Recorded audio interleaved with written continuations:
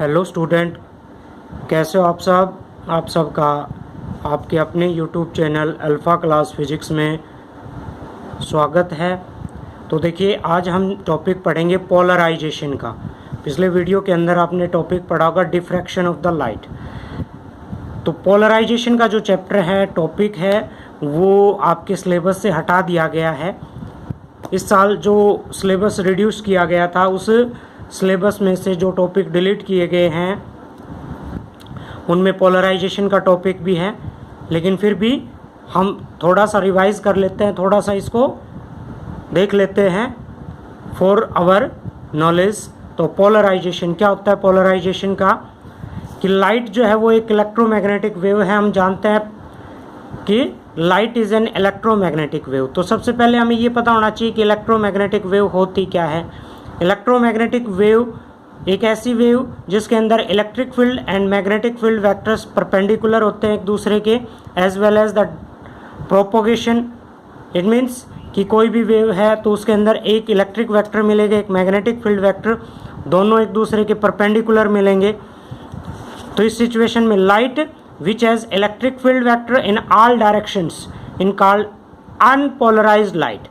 तो जिस लाइट के अंदर इलेक्ट्रिक फील्ड वेक्टर सभी डायरेक्शंस में है, सभी डायरेक्शंस का मतलब हम इसको ऐसे रिप्रेजेंट कर सकते हैं कि देखिए कैसे, ये इलेक्ट्रिक वेक्टर्स हैं, ये सभी डायरेक्शंस में है। तो हर डायरेक्शन के लिए इस तरह से रिप्रेजेंट हमने कर दिया। इस डायरेक्शन में भी है, इस डायरेक्शन में भी है, ये डायरेक्शन भी है, ये डायरेक्शन भी। इसको हम क्या कहते हैं? Unpolarised light.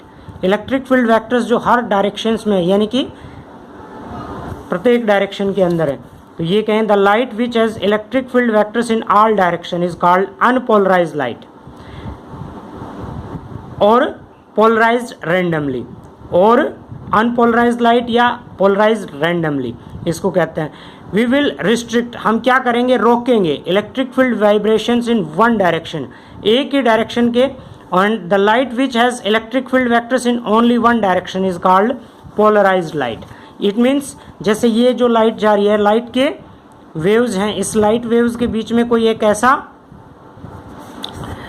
टर्मलाइन क्रिस्टल कहें या कोई एक ऐसा इंस्ट्रूमेंट लगा दिया जाए जो इस लाइट के इन वेक्टर्स को रोक दे और केवल एक ही डायरेक्शन को इसमें से पास होने दे।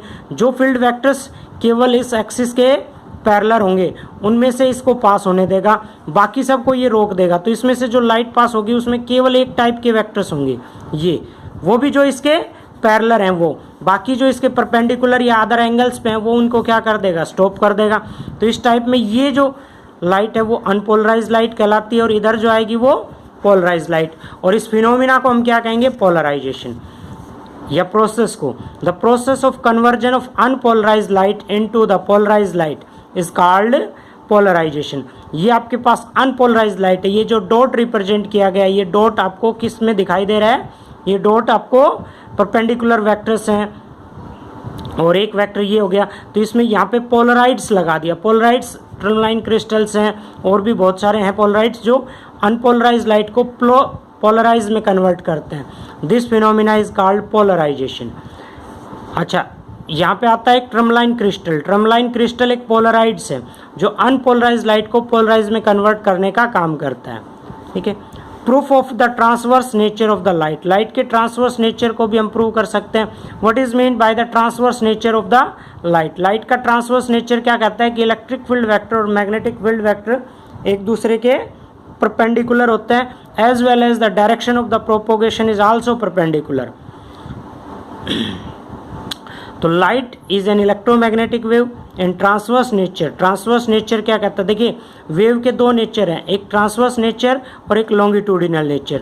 तो यहाँ पे हम ट्रांसवर्स नेचर को पढ़ते हैं। ट्रांसवर्स नेचर में क्या कहता है कि electric and magnetic field vector are perpendicular to the direction of propagation. Here we have to prove electric field vector are perpendicular to the direction of propagation. यहाँ पे हम प्रूव करेंगे कि इलेक्ट्रिक फील्ड वेक्टर परपेंडिकुलर है direction of propagation के। तो किस तरह से? जैसे आपके पास ये है अनपोलराइज्ड लाइट, ये जो स्टार जैसा दिखाया गया जिसमें हर डायरेक्शन के अंदर वेक्टर्स हैं, इलेक्ट्रिक वेक्टर हर डायरेक्शन में। तो यहाँ पे ये परपेंडिकुलर को शो कर रहा है। यहाँ पे हमने एक पोलराइजर लगा दिया, क्रिस्टल लगा दिया जिसके एक्सिस कुछ पैरेलल है। तो इसमें से जो लाइट पास होंगी वो जो इलेक्ट्रिक वेक्टर जो इसके पैरेलल होंगे वो तो पास हो गए, और इसके आगे एनालाइजर लगा दिया। एनालाइजर भी एक पोलराइजर की तरह से काम कर रहा है, जिसकी एक्सिस यदि इसके पैरेलल है तो यहाँ हमें इलेक्ट्रिक वेक्टर्स या ये कहें कि लाइट मिलेगी, और यदि हम इसको परपेंडिकुलरली घुमा दें, इस एनालाइजर को घुमा दें और इसके एक्सिस को परपेंडिकुलर कर दें तो यहाँ पे नो लाइट। इट मीन्स ये जो लाइट है वो किसके परपेंडिकुलर होगी, direction of the propagation. This show that transverse nature of the light, light के ट्रांसवर्स नेचर को शो कर रही है।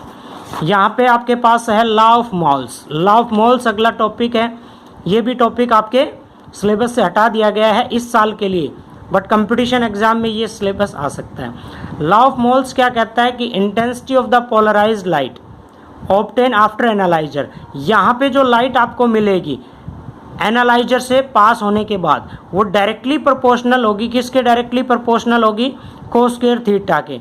और थीटा जो एंगल है किसके बीच में एंगल है, इस ये जो वेव है वो इलेक्ट्रिक वेक्टर्स है उनमें और एनालाइजर के एक्सिस के बीच में, या ये कह सकते हैं कि पोलराइजर और एनालाइजर के बीच के एंगल के बीच में। यदि देखो दोनों में एंगल क्या है, ये पोलराइजर है, इसके एक्सिस भी इस डायरेक्शन में है और इसके एक्सिस भी इस डायरेक्शन में है, यानी कि दोनों पैरेलल हैं, दोनों के बीच में एंगल कितना हो गया, 0। एंगल 0 हो गया तो कोस 0 की वैल्यू क्या होती है आपकी, 1। मैक्सिमम इंटेंसिटी, यहाँ से जो लाइट पास होगी उसकी इंटेंसिटी मैक्सिमम होगी। यदि इन दोनों के बीच में एंगल 90 डिग्री हो जाए तो कोस, देखिए अब यहाँ पे 90 डिग्री है तो ये एक्सिस इस डायरेक्शन में है और वो परपेंडिकुलर ऐसे, इन दोनों के बीच में एंगल क्या हो गया, परपेंडिकुलर 90 डिग्री। तो कोस 90 की वैल्यू क्या होती है, 0। तो यहाँ पे नो लाइट पास, यानी कि लाइट की इंटेंसिटी क्या हो जाएगी, 0। के is the constant of proportionality. This is called law of moles. इसको कोसाइन स्क्वायर लॉ भी कहा जाता है। ओके। सिमिलरली आपके पास आता है method of the polarization. Polarization के बहुत सारे मेथड है। Method polarization by reflection, reflection से पोलराइजेशन हम कर सकते हैं। यहाँ पे ये भी आपके सिलेबस से नहीं है, पोलराइजेशन का कंप्लीट चैप्टर। यहाँ से अनपोलराइज लाइट इस पे टकराई, जो इसके परपेंडिकुलर होंगे वो एक्सिस आपके इस डायरेक्शन में रिफ्लेक्ट हो गए, और जो वेक्टर्स जो हैं वो परपेंडिकुलर नहीं है, इसका कुछ पार्ट रिफ्रैक्ट होके अंदर आ गया और डायरेक्शन चेंज। तो यहाँ पे हमें कैसी लाइट प्राप्त हो रही है, प्लेन पोलराइज लाइट। ओके। इसमें अगर हम एंगल निकालें तो जिस एंगल पे हमें प्लेन पोलराइज लाइट प्राप्त हो रही है उसको एंगल ऑफ पोलराइजेशन भी बोलते हैं। क्या कहेंगे, एंगल ऑफ पोलराइजेशन, IP अक्षर से डिनोट कर सकते हैं। तो इसमें आपके पास रिफ्रैक्टिव इंडेक्स या ब्रीवेस्टर्स लॉ, ब्रीवेस्टर्स लॉ क्या होगा, mu is equal to 10 IP।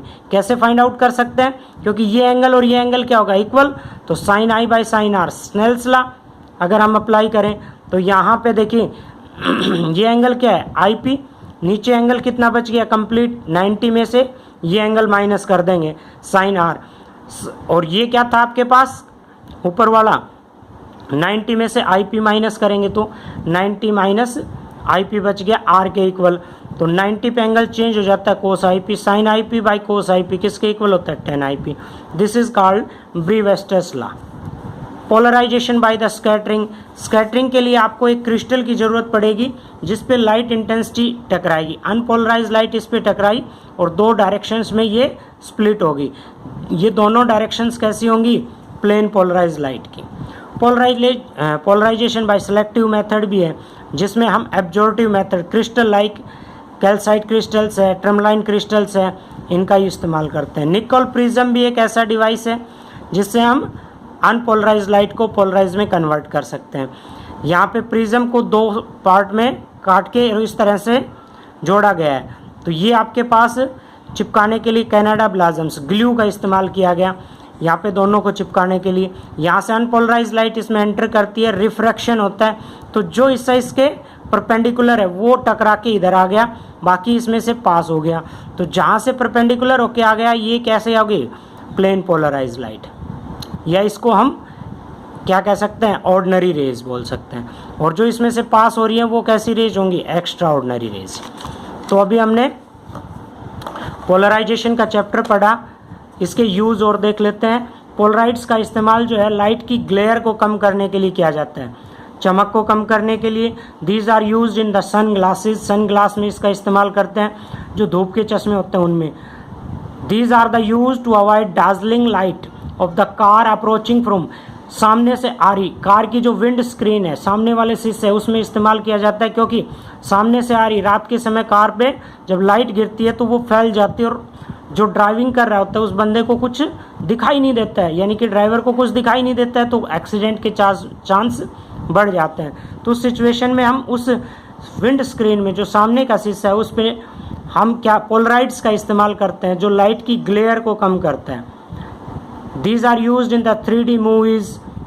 These are used in calculator and watches. The number are formed by the LCD. LCD के अंदर इस्तेमाल होते हैं। These are used in the microscope. Microscope के अंदर भी इसका इस्तेमाल किया जाता है। ठीक है, तो ये जो चैप्टर था पोलराइजेशन का ये खत्म। इसी के साथ आपकी 6th यूनिट भी फिनिश होती है। ठीक है, तो 6th यूनिट के बारे में आपने यदि कोई भी क्वेश्चन करना है तो आप मेरे पास व्हाट्सअप कर सकते हो। मेरा व्हाट्सअप नंबर है 9466696481।